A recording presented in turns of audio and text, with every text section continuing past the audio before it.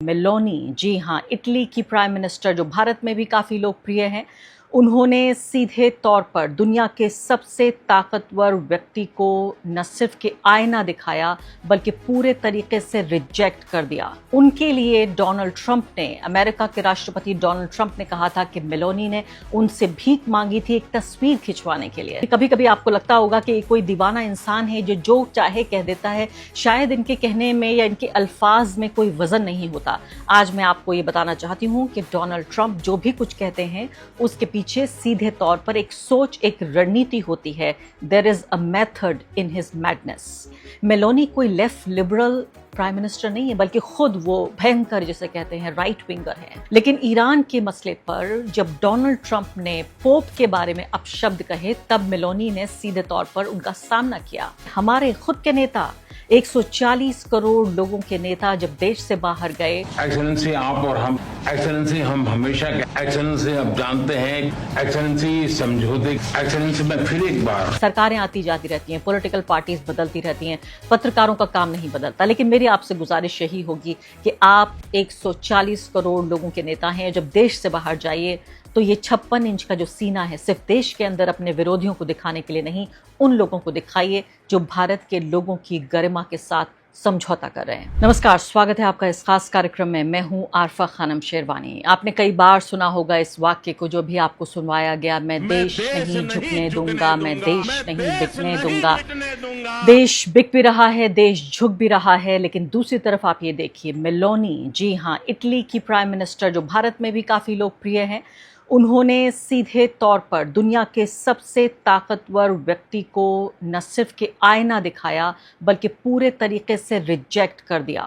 जी हाँ, इटली की प्रधानमंत्री, उनके लिए डोनाल्ड ट्रंप ने, अमेरिका के राष्ट्रपति डोनाल्ड ट्रंप ने कहा था कि मेलोनी ने उनसे भीख मांगी थी एक तस्वीर खिंचवाने के लिए। इस पर साफ तौर पर मेलोनी ने न सिर्फ कि ये कहा कि मैं और इटली कभी भीख नहीं मांगते, बल्कि उनके विदेश मंत्री का जो दौरा होना था 2 दिन बाद, उसको भी रद्द कर दिया गया है। ये एक ऐसी खबर है जिसने पूरी दुनिया के डिप्लोमेटिक सर्कल्स में न सिर्फ कि हलचल मचा दी है, बल्कि एक तरह का ज़लज़ला आ गया है। क्योंकि मेलोनी कोई मामूली इंसान नहीं है, वो पूरे तरीके से यूरोप के एक बड़े मेजर प्लेयर की, इटली की राष्ट्रीय अध्यक्ष हैं। और यूरोप और साथ साथ अमेरिका के जो रिश्ते हैं उनमें किस तरह से जो एक तनाव और कशीदगी की पूरी स्थिति आ रही है ईरान वॉर को लेकर, ये वो दिखाता है। क्योंकि कभी कभी आपको लगता होगा कि कोई दीवाना इंसान है जो चाहे कह देता है, शायद इनके कहने में या इनके अल्फाज में कोई वजन नहीं होता। आज मैं आपको ये बताना चाहती हूँ कि डोनाल्ड ट्रंप जो भी कुछ कहते हैं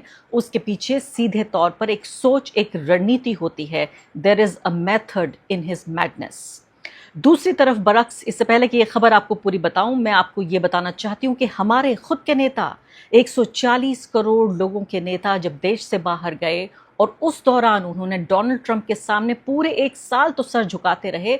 जब पहली बार उनकी 1 साल से ज़्यादा में मुलाकात हुई, यानी पूरा सिंदूर ऑपरेशन और इस सब के गुजर जाने के बाद जब पहली बार G7 में फेस टू फेस आए नरेंद्र मोदी और डोनाल्ड ट्रंप, किस तरह से उन्होंने भारत के लोगों का सर शर्म से झुकाया, एक ही पल में मैं आपको बताती हूँ क्या कॉम्प्रोमाइज़ किए। लेकिन पहले ये खबर समझ लीजिए जिसके बरक्स में आपको भारत की खबर सुनाना चाहती हूँ। तो आप ये देखिए, डोनाल्ड ट्रंप ने जब ये कहा कि she begged me to take a picture with her, she wanted a picture with me so badly, I wouldn't have taken it, but I felt sorry for her. मुझे उनके लिए अफसोस हुआ, वो तड़प रही थी मेरे साथ तस्वीर खिंचवाने के लिए, और वो भीख मांग रही थी मेरे साथ तस्वीर खिंचवाने के लिए। अब सोचिए, हंसी भी आती है, दुख ज़्यादा होता है कि कैसे एक सर्कस, एक नाटक में तब्दील कर दिया गया है।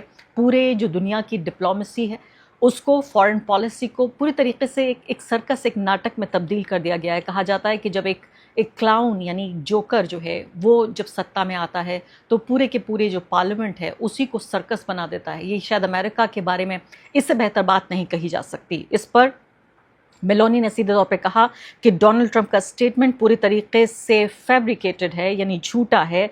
मैं शॉक्ड हूँ और मैं नहीं जानती कि क्यों यूनाइटेड स्टेट्स के प्रेसिडेंट ने ये बात कही, और अपने ही जो साझेदार हैं, अपने ही एलाइज हैं, उनकी तरफ उनका क्यों ऐसा रवैया रहता है, और ये पहली बार ऐसा नहीं हुआ है। देख लेते हैं। Dunque, certe cose meritano una risposta immediata. Le dichiarazioni di Donald Trump sono dichiarazioni totalmente inventate, Sono francamente allibita, non so perché il presidente degli Stati Uniti जी हाँ, आपने देखा कि हजारों लोग पूरी दुनिया में इसको रीट्वीट कर रहे हैं और पहली बार ऐसा देखा जा रहा है कि जब पूरी दुनिया में अलग अलग लोग, जो हमेशा से इतिहास रहा है, क्योंकि अमेरिका दुनिया की सबसे बड़ी इकोनॉमी है, सबसे बड़ी पावर है, सबसे बड़ी मिलिट्री पावर है और ज़्यादातर जो ताकतें हैं वो अमेरिका के आगे झुकती हैं। अमेरिका अपनी मिलिट्री को, उसके जो फाइनेंशियल स्टेटस है, उस सब को इस्तेमाल करता रहा है दूसरे देशों को झुकाने के लिए। लेकिन छोटा देश इटली, उतना छोटा भी नहीं लेकिन अमेरिका के हिसाब से देखा जाए तो इकोनॉमी भी और इसके अलावा उसका साइज़ भी, उसकी प्रधानमंत्री ने किस तरह से न सिर्फ कि ये किया कि उन्होंने पूरे तरीके से झूठा बताया और फौरन वीडियो रिलीज किया, बल्कि सीधे तौर पर उनके विदेश मंत्री ने ये दौरा भी रद्द कर दिया। इसी तरह से जो देश होते हैं, देशों की अपनी एक गरिमा होती है, एक डिग्निटी होती है, एक इज्जत होती है, आत्मसम्मान होता है। वो उस नेता का नहीं होता। जो जिल्लत महसूस होती है वो सिर्फ उस नेता की नहीं होती, उस पूरे देश की होती है। और यहाँ एक बहुत दिलचस्प बात मैं आपको बताना चाहती हूँ, वो ये कि मेलोनी कोई लेफ्ट लिबरल प्राइम मिनिस्टर नहीं है, बल्कि खुद वो भयंकर जिसे कहते हैं राइट विंगर हैं। लेकिन ईरान के मसले पर जब डोनाल्ड ट्रंप ने पोप के बारे में अपशब्द कहे, तब मेलोनी ने सीधे तौर पर उनका सामना किया। आप जानते हैं अच्छे तरीके से कि राइट विंगर डोनाल्ड ट्रंप भी हैं, यानी दक्षिणपंथी मिजाज वाले, दक्षिणपंथी सोच वाले, इमिग्रेशन के खिलाफ, अल्पसंख्यकों के खिलाफ, उदारवादी सोच के खिलाफ, बिल्कुल उसी तरीके से विचारधारा के स्तर पर मेलोनी भी हैं। तो दोनों राइट विंगर हैं और कई बार ऐसा पाया गया कि जब यूरोप की बात आई तो मेलोनी ने डोनाल्ड ट्रंप का साथ दिया यूरोप की तरफ से, लेकिन ईरान वॉर पर उन्होंने साथ नहीं दिया, बल्कि कई सख्त स्टेटमेंट्स जारी किए और इसलिए उनको जलील करने के लिए डोनाल्ड ट्रंप ये बातें कह रहे हैं। पूरे तरीके से पूरे यूरोप और अमेरिका में इसको लेकर चर्चा है कि आखिर हुआ तो हुआ क्या। तो ये माना जा रहा है कि जो ये यात्रा रद्द हुई है और ये पूरा जो तकरार दोनों के बीच दिखाई दे रहा है, इसकी ये वजह है ईरान वॉर। और इस विवाद की वजह से ही अमेरिका और इटली के बीच व्यापार होने वाला था, निवेश के कार्यक्रम होने वाले थे, विज्ञान यानी साइंस कोऑपरेशन होने वाला था, कई तरह के महत्वपूर्ण कार्यक्रम होने थे, मायामी जाना था उनके विदेश मंत्री को, वो सब कुछ अब रद्द हो चुका है। और आप ये सोचिए कि जो बढ़ता हुआ तनाव देखा जा रहा है यूरोप और अमेरिका के बीच, इसके एक बड़े संकेत के तौर पर देखा जा रहा है, खासकर ईरान युद्ध और नेटो का सहयोग को लेकर जो मतभेद हैं। अब आ जाती हूँ मैं अब भारतीय प्रधानमंत्री के ऊपर। आप देखिए, मैंने आपको इससे पहले भी बताया था कि कैसे हमारे प्रधानमंत्री ने 6 बार कहा था excellency excellency excellency excellency excellency excellency. 6 बार, 1 2 3 4 5 6 बार हमारे प्रधानमंत्री ने उन्हें प्रेसिडेंट कहा जाना था, लेकिन एक्सीलेंसी कहा था। और किस तरह से उनके सामने बिल्कुल नतमस्तक नजर आ रहे थे। बल्कि एक दो बातों पे तो जब ट्रांसजेंडर की कोई बात कह रहे थे डोनाल्ड ट्रंप, उस पर नरेंद्र मोदी ऐसे ही हंसने लगे।